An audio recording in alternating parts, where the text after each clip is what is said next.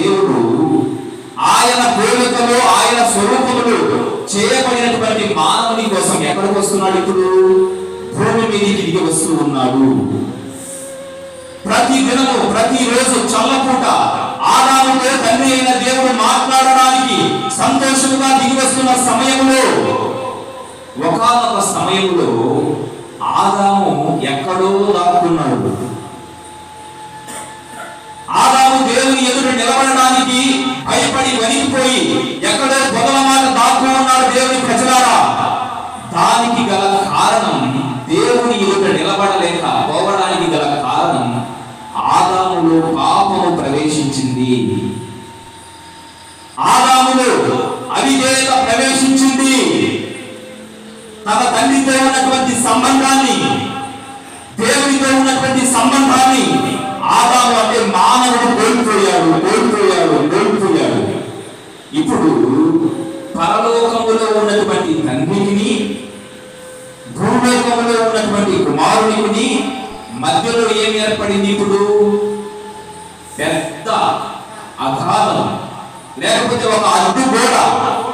ఇప్పుడు ఈ మానవుని, ఈ దేవుని కలపడానికి, తండ్రిని కలపడానికి ఒక పరిశుద్ధుడు అవసరము. ఒక పరిశుద్ధుడు అవసరం.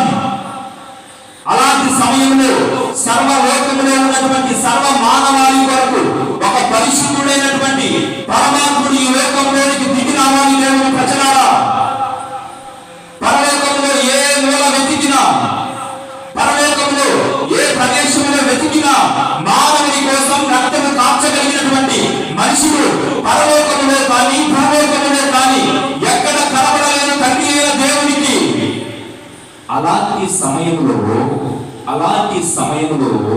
తన సొంత కుమారుడైనటువంటి యేసు ప్రభుల వారిని ఈ లోకానికి ఒక యజ్ఞ పశువుగా ఆయన పంపించాడు. హల్లెలూయా!